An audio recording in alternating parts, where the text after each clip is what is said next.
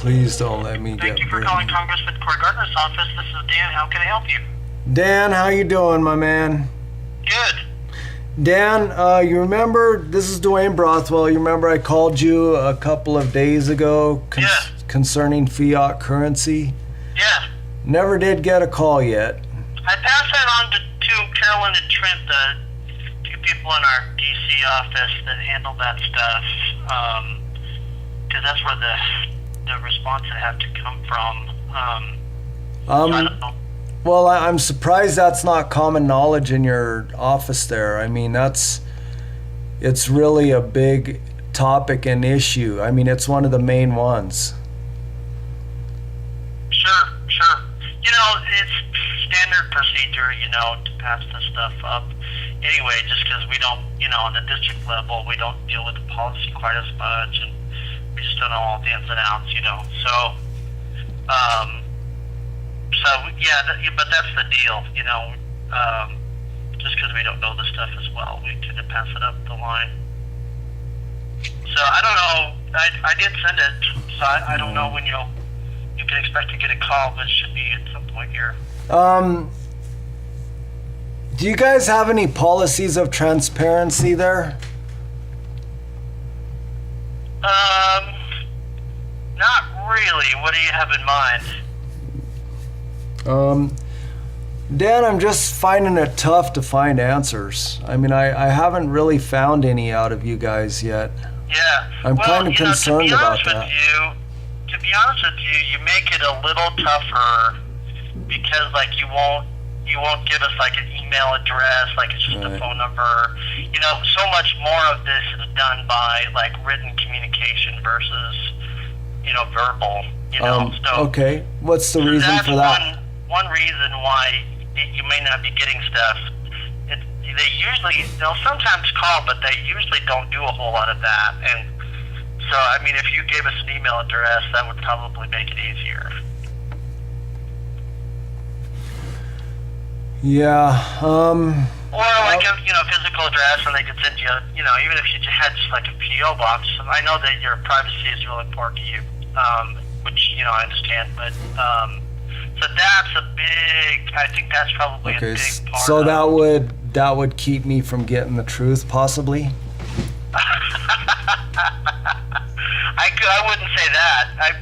The problem that you're having is that you ask questions and you're having a hard time getting responses from us, right? And it's not. I can tell you, it's not a purposeful thing. Okay. What it is. How do you know? Oh, I work with these guys all the time. There's no reason for them to. Have you ever their hearts are in the right place. Have you ever spoke with Cory Gardner? Yeah, I talk to him all the time. Okay, ask him what his stance is on fiat currency. Is he for it or against it? Yeah, so like I say, though, that's you're asking to go outside of the normal way that we do things, which is there's a guy in our office in D.C., his name is Trent, who works directly with the congressman to craft answers to questions like this. Okay, well, normally don't do. Well, Dan, I don't see how that would be so tough. Well, what you're asking me to do is break the rules. What rules do you got? And that's what's the rule? problem, right? What's the rule? I'm a rule follower. Okay, what rule do you have? The rule of how we go about answering those sorts of questions. And what does the rule say? Can you state the rule? You pass it up through the normal channel, which is through the legislative correspondence. Oh, okay. So there, where is this handbook and where are the rules stated? I don't know if it's written down somewhere. It's just the way we do things. But you know what? Let me do something for you here while I've got you on the phone. I don't know if this will work or not. Hey, Dan. Yeah. You know what? If you really try to help me out, your eyes are gonna be open, Dan. Because the reason why it's so hard for fiat currency for any politician to answer on that is because it's a god. Without fiat currency, this government could not exist. because what happened was we ran out of gold. And once you run out of gold, you can't fund government anymore. You have to wait till government would have to wait till they get more gold. And that's what makes fiat currency so important to politicians and the bankers, because first of all, the politicians get a job. They get to fund all of this programs that supposedly take care of us. And then on top of that, it gives the bankers power. That's how they get rich. So this fiat currency is really, it's a very scary subject for politicians, because they know that there's a power out there that is very strong and very pervasive. It's very intimidating. And I think you're going to find that out, Dan. I want to challenge you to bear with me, try to help me out here, because this is the heart of the topic of this whole government. Because without fiat currency, this government could not exist. Fiat currency is a fraud because we were never given the details of the Social Security card, which gives this fiat currency power. So it's a fraud. Our forefathers said it was a fraud, and so did Edward Mandell House. He was a advisor to Woodrow Wilson. He was a banker, and he admitted that it was a fraud. Okay. So, hey, what do you think about like that Bitcoin stuff? I don't know too much about that, Dan. Alls I know is that the Constitution says no state shall coin money on anything but gold and silver, and we don't have that now. So that's the problem with our country, and that's what I'm concerned with is, this Bitcoin, don't know too much about it. I don't have enough knowledge of it. I do know that gold and silver, once you run out, you have to wait till you earn more to spend it. That's what the fiat currency is, borrowed. And so, Thomas Jefferson said, if I could add one amendment to the Constitution, it would be to keep the government from borrowing. I would depend on this alone to keep the government within the confines of the Constitution. So with this fiat currency that we have, every dollar is borrowed. Every dollar in our pockets is a borrowed. That means that it's debt. That means that every single dollar in every single person's pocket has to be paid back to the Federal Reserve because it originally was borrowed from the Federal Reserve. That's why it's a Federal Reserve note. That's why money is debt. This country is operating under a system of debt. We're bankrupt. Okay. And debt is for slaves, gold is for kings, and it's pretty evident to me because in 1793, John Jay said, at the revolution, sovereignty devolved on the people. That means they were the king. He said, and they are the true sovereigns of the country. So we were sovereign because we had the gold. We had gold in our pockets. We had silver, and we had the power. But now we have debt. Now we're slaves. We're under the control of the Federal Reserve, and all of our politicians, quite a few of them, they love this fiat currency, and it's totally against the principles of our Constitution. Even Thomas Jefferson said, the central bank, which, Federal Reserve is a central bank, he said it was an institution of the most deadly hostility existing against the forms and principles of our Constitution. If the American people ever allow a private bank, which the Federal Reserve is a private bank, to issue our currency, our children will wake up homeless on the continent their fathers conquered. So when I ended up homeless a couple of years ago, I didn't want to just, I knew there was something wrong because it wasn't my fault there wasn't enough money in the economy. And I felt like I was a victim, because I was laid off from 3 jobs and I was unable to take care of myself. Mm-hmm. So rather than begging and borrowing and bumming off other people in the government, I chose to try to figure out the system so I could have power. And this is the knowledge and wisdom that God gave me as I've been trying to study this system. And the problem with this system is you can learn the school, you go to school, but they don't ever teach you nothing about money. They don't ever teach you how gold works. They never teach you that our forefathers was against the central bank. They never teach you that the Federal Reserve and the central bankers killed all of our assassinated presidents. Lincoln, Garfield, Kennedy, even some congressmen were killed. They wanted to kill Andrew Jackson. I mean, this is the same banking family that's been in control when we broke away from Europe, when we broke away from England.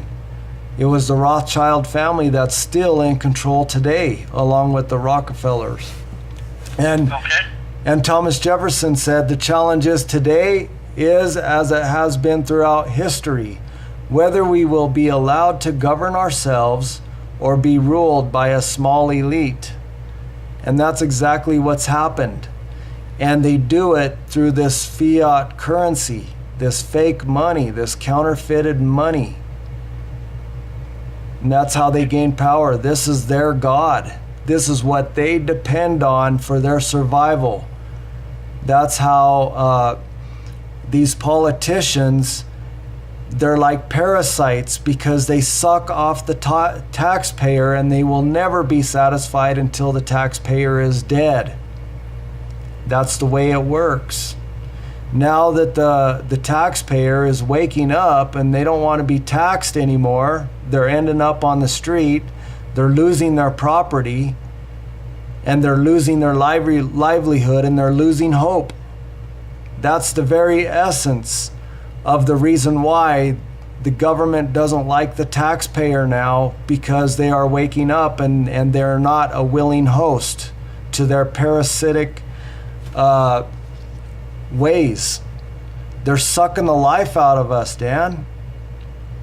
And they're using fiat currency to do it. Okay. So while we were just talking here, I did a little research on the correspondence that's gone out, and I just put in the keyword currency. And there's only been 3 letters that have gone out, which tells me that there hasn't been that many inquiries. Maybe you might be the only one. Besides, there are these 3.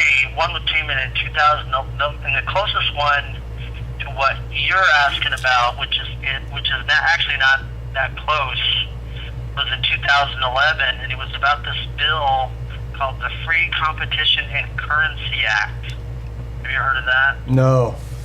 It says it repeals federal laws that dictate what currency is acceptable as legal tender, which would allow materials such as silver and gold to be used instead of our current currency. Additionally, it would allow private parties to coin currency and would eliminate taxes on gold and silver. I'm sure that didn't pass, but it was actually introduced by Ron Paul. Right. I'm sure it didn't pass. He just said in here in the letter that it hasn't come before the House, and right. And so he hasn't made up his mind about what he. Well, you know what I'm seeing, Dan, is that the Constitution allows us for a right to contract. And what's happened is, since we became bankrupt, they needed our contract. They needed our signature. They needed our consent to agree to this fiat paper currency, which is against the Constitution. So what happens is, when we sign our name to the Social Security card, the driver's license, and the birth certificate, basically what we're doing is we are entering into contract with the international bankers. So what you have here in this country is you have the majority, a very large percentage of Americans who don't know this. They don't know that they are in contract, because the Social Security card, the birth certificate never was in existence until the passage of the Federal Reserve. So what the deal is they want to pass these laws and bills within this system of bankruptcy through the Social Security card. Because what that does when you sign that, the Social Security card, is it enters you into the law of the sea. It enters you into Uniform Commercial Code, where you are a commodity as admitted by Edward Mandell House. Have you read his quote? No. Oh man, that is a good quote, man. Let me find it for you real quick. He says, very soon every American will be required to register their biological property in a national system designed to keep track of the people. That's their children. Their biological property is their children. Designed to keep track of the people, and that will operate under the ancient system of pledging. By such methodology, we can compel the people to submit to our agenda, which will affect our security as a chargeback for our fiat paper currency. You see where I come up with that fiat paper currency? Sure. Okay. He says every American will be forced to register or suffer being able to work and earn a living. That's Social Security card, driver's license, all that. They will be our chattels. Do you know what that is? Not sure. Slave.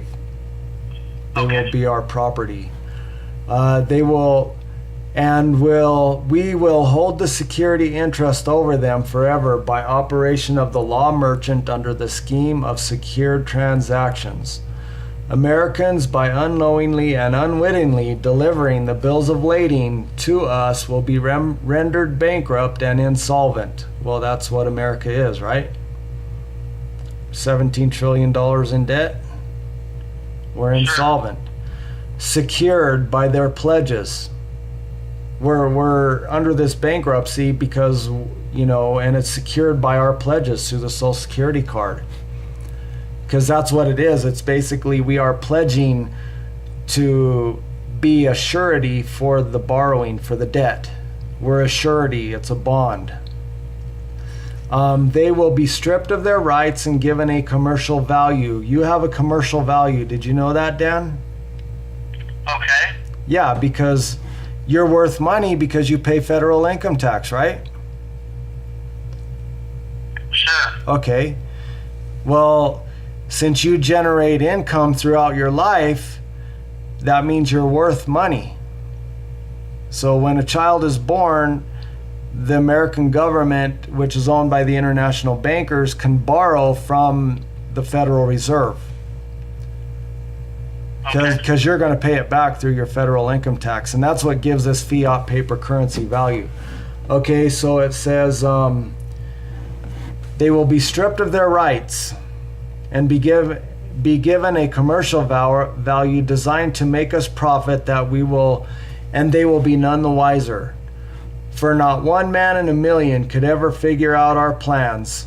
And if by accident one or two, and that's me, should figure it out, we will have in our arsenal plausible deniability. See, these bankers that control this country, they have plausible deniability. It's really hard to get to the truth. That's how come I'm having trouble with finding the truth in your guys' system there. Okay. And he says, after all, this is the only logical way to fund government, by floating liens and debts to the registrants in the form of benefits and privileges. See, in essence, we're giving up our rights and we're accepting privileges from this corporation. And he said, this will inevitably reap us huge profits beyond our wildest expectations and leave every American a contributor to this fraud. So he's admitting that it's a fraud, which we will call social insurance. Without realizing it, when you sign the Social Security card, you're not going to realize that every American will unknowingly be our servant. However, the people will become helpless and without any hope for their redemption, and we will employ the high office of our dummy corporation, which is the United States, to foment this plot against America. So does that kind of raise some alarms? I don't know. So, just kind of looking at the thing here. So I put this thing in on the 7th. So it probably would take longer than that. They've got so much mail that comes in, so many requests. They're probably still working on their backlog. That's one of the reasons why I've gotten a call. Yeah, it's interesting because it's pretty common knowledge that Ron Paul is for gold and silver as money. Okay. But when you try to talk to another politician, generally you just can't get any answers because the truth is found there, and they don't want us to know the truth, Dan. Nobody wants us to know the truth. That's why I'm getting such a hard time for you guys to answer any of my questions. Because they need my ignorance. They need our ignorance, Dan. Okay. They need us to continue to sign to the Social Security card. They need that. Because if we don't, then their fiat currency will die. Because that is their God. They worship this God. Okay. So again, I don't think that we're up against a 20-minute rule on phone calls. Okay, Dan. I think we went past that. I don't think they're doing it on purpose. I don't think anybody is purposely not responding to your inquiries. I really don't. But so I would give it some time here because I know they've got a big backlog. Okay. All right. Well, I have no other choice. Sure. That's the only choice I got. I mean, I can't make them hurry. Yeah. I mean, who am I? I can't either. Who am I? I'm just a dumb guy they're trying to wield power over. I mean, what significance am I? Sure. So, okay. Well, All thanks right. for calling, and you know our number. Yeah, Dan, study the Federal Reserve, okay? Just study it. Okay. Okay. All Have a right, great man. day, Have a good Dan. one. Bye-bye.